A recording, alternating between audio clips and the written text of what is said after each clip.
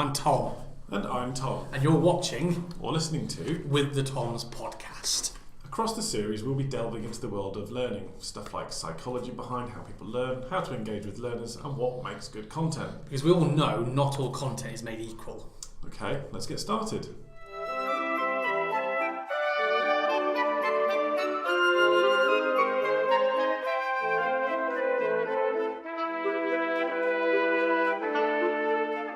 Welcome to our final edition, for this week anyway, in the Learning at Work Week campaign, the final edition of With the Toms podcast. This particular episode, we're going to talk a little bit about almost like, so you've done the setup, you've got your learning management system, you've got your content, so how do you get people using it? So for that reason alone, we've got a guest with us this week. So welcome to Aaah Dechoux from Inspired Learning. So Emma, do you want to just say hello and tell us a little about yourself? Yes, hi, thank you Tom, and thanks for inviting me. I'm Aaah Dechoux, as Tom said, and I've been working in learning development for about 14 years now. So my background spans from retail to healthcare, facilities management, that kind of thing. So I've been running Inspired Learning now for just over a year, so decided to be self-employed, set up my own business, and I support businesses with mainly with their leadership development. I also run customer experience training and write inductions and support with any change management programs as well.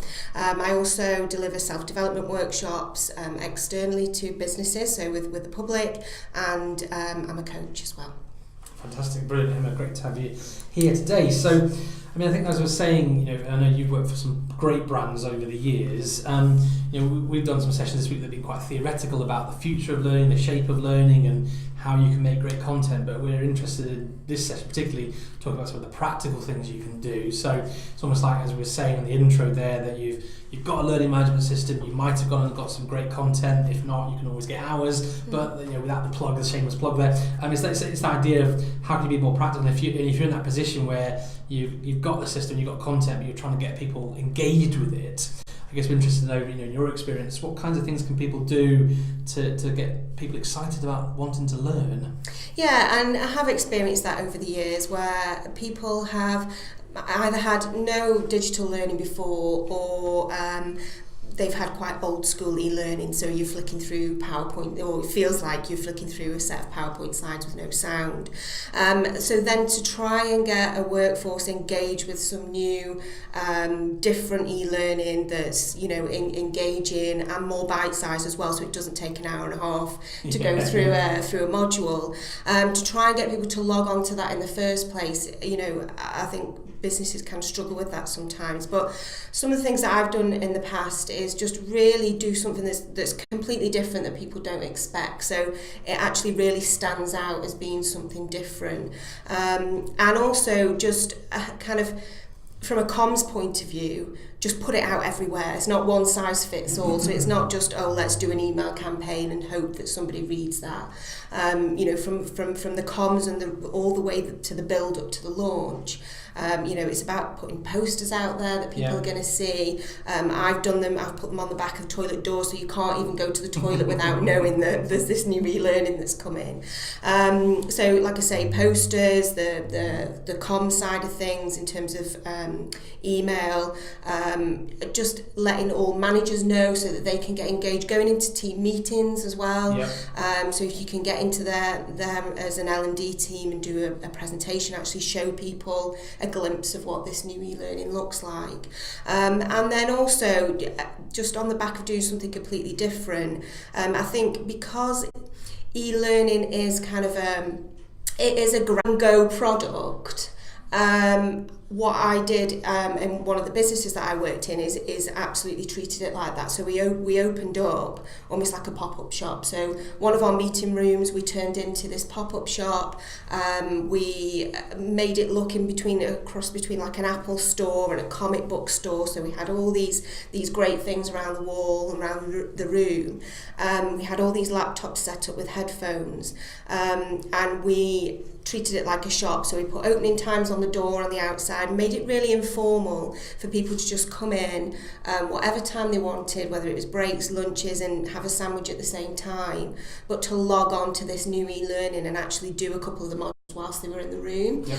I think from an L&D team perspective as well, it really helps because you can help people to log in, register, so you're not inundated with calls after on the back of that.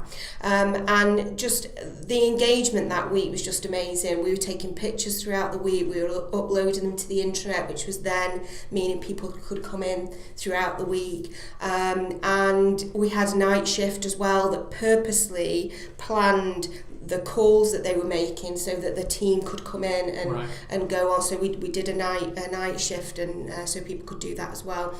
And just the buzz that week was just amazing. People were really engaged with it. The stats that week in terms of completion were great, but also what was brilliant was that they could go back to their desk, they'd have the login there to their new e-learning, and we monitored that for weeks after, and the engagement was just really high. So yeah, so you know, it's just doing something out of the ordinary that people don't expect. Great, brilliant. And just maybe bring Tom in there, because I think some of what you were just saying there, bouncing off that, Emma, was, I suppose, it's all using the content and it's like almost like as a marketing collateral, and I guess that's a lot of how we do content, isn't it, Tom? I would say, I'm just thinking there's assets that you've got.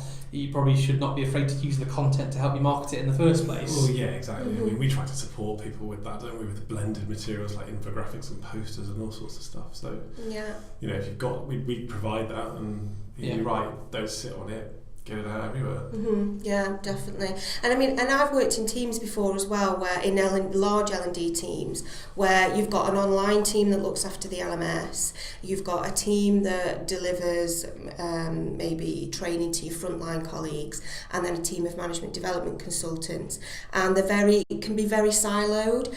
It's absolutely about working together, because like you said, it is making that blend with what's happening face to face, because the trainers that are delivering the face-to-face workshops are also a marketing tool, because they need to be talking about it when they're delivering. So if you're working siloed in separate teams within L&D, that blend's not going to work, so it's important to work together on that. Yeah, you need the advocates out there, don't you, I guess, to really promote it across all levels, I guess, of the business. Definitely, yeah.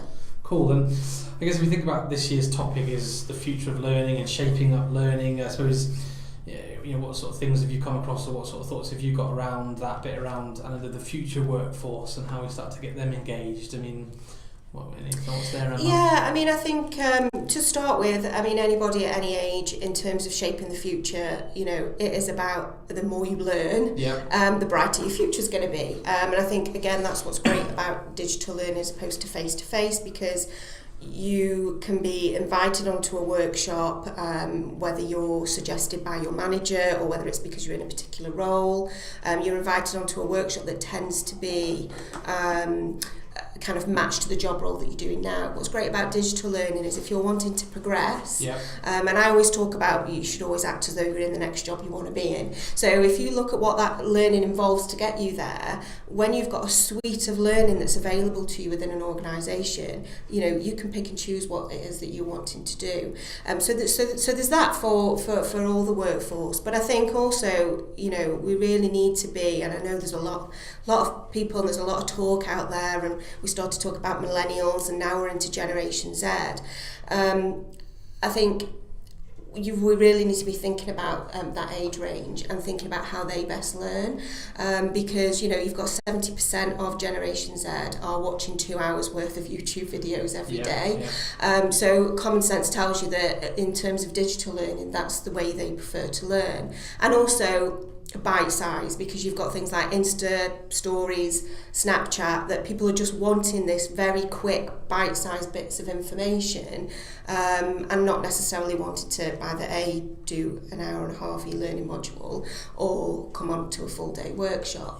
But in that same respect, it has a nice blend with the face-to-face as well. So in terms of topics, I think it's those light bulb moments that people get whether they do the learning as pre-work Yes. or post-work, or in between a program. I think, you have to tell people, I think it's on average something 28 times before it sinks in. So the more you can talk about it, whether it's through digital, face-to-face, then the better. Yeah, and I think that's an important point. I know it's maybe not completely relevant, but I always think it's worth making that.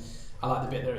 I think we never advocate digital over face-to-face or vice versa. I think it's like actually, both are completely valid these days. And I always think there's a bit of a lean these days when people talk about the future of learning, that that means everything's going to be digital. But actually and we certainly don't advocate that. It's like sometimes face-to-face is the best way to deliver something. Definitely. But it's about having that rounded sort of framework, solution, whatever. To meet all learning styles, because I think in the same respect as I'm saying we need to be thinking about Generation Z, we also need to not forget about the other ranges that we've got in the workplace as well. So cracking, great.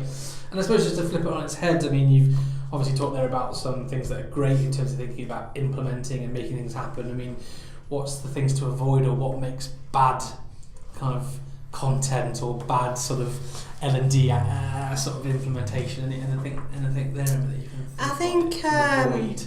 I think one thing that really disengages me is if one of the first things, which is strange actually because I'm not auditory whatsoever, I do like the visual aspect, but I think when you haven't got the auditory to go with that, it just, I don't know, I just don't find it engaging. But I think a lot of organisations struggle with that, especially if they're not up to date with their IT infrastructure. Because, in my experience, I've worked in organisations where we launched this, or we plan to launch this e-learning, and we talk to the business about it, and they're like, well, actually, most of the PCs we've got out there don't actually enable you to plug in a headphone. That's just crazy. So work around that, and what we have done in the past is created kind of e-learning zones, and again, I'm a big fan of that because sometimes it's about creating an environment for learning as well in the workplace, because even if you have got sound on your PC at your desk, can be quite distracting if you've got other people around, and I think sometimes we're still in that culture where, if I'm doing some what looks like fun e-learning, people think that I'm not working. So to actually have a purpose-built place where people can go away, and for managers to advocate them to do that as well, I think it's really important to create that right environment. Yeah, you always talk about stuff being immersive, don't you, Tom? That's the best way to experience it. Everything. Just switch off from everybody else. That's it, definitely. I know you always send out the trailers, don't you? And then you'll say like, play this at 100%, sound, in 3D with widescreen TV. But it is about maximising the experience of taking the learning in the first place. Yeah. Okay. Great. And no, I mean, we always say as well. I think a lot of the stuff we've done in the past, learning doesn't have to be like the best animation necessarily. Sometimes the right voiceover with the right character and the right tone makes a big difference to a course. Yeah, definitely. Really engages you, pulls you into the material. Definitely. And then, just on the back of some other things is having to kind of flick through loads of different pages. For me, it's e-learning is more engaging when you can just kind of watch something, but then you've got that mix. So you've got maybe then some questions that come up, or some sort of gamification within that that makes it engaging, and you're checking the learning at the same time. But in the past, and I say in the past, and going back to just probably 6 months ago, I've seen some e-learning where you literally are just clicking through what feels like a set of slides, and also with that there's the word compulsory that gets added onto it, and it's I'm a big advocate of positive language, and as soon as somebody says you need to do this, it's compulsory, it's going to take you an hour, and by the way you've got about 100 slides to flick through. It just turns people off. So 20 multiple choice at the end. That's it. And then all you get is people just going, right, I'm going to click through, I'm going to guess the answers at the end, or I've even had it where people gone, we've just shared the answers around the office just so we can get through it and get it done. We used to do it. Yeah. It's crazy. E-learning at previous business, didn't we? We had to. That was mandatory because it was around financial sort of limitations and risks and things. And we did. We just like, some of the questions were so convoluted as well. You didn't really know. You kind of you had to fail it, and then it's not that one, so I'll do it again and choose option B this time and see if I get it right.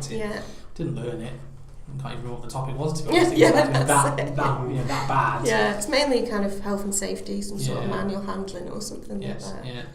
Yeah. Well, that's one of the things we're trying to remedy. You know, I should say. Yes. So, it doesn't have to be boring. I think that's No, the thing. absolutely. It can be engaging. Yeah, absolutely. Grand. So just last question, just because I think one of the things we've talked about quite a few times through our sort of different podcasts is this stuff around gamification, and I just wonder, you've been very hands-on, you're still hands-on, you're dealing with L&D and sort of people in that space all the time at the moment. Is gamification something they talk about, think about? What does it mean actually to people doing it? Yeah, I don't think it's talked about enough, right. But I don't think, in my experience, where I've been, the organisations I've been in, I don't think people have come across it and aware of it. I think when people have gone and done it, I think what's great about it is that it's just learning while you're having fun. I mean, I try and bring that into the workplace with the face-to-face workshops I do in terms of having fun. But it's the same with gamification online. So, what's great is that you don't feel like you're learning, but actually you are taking information in. So, I just don't think, in my experience, people talk about it enough.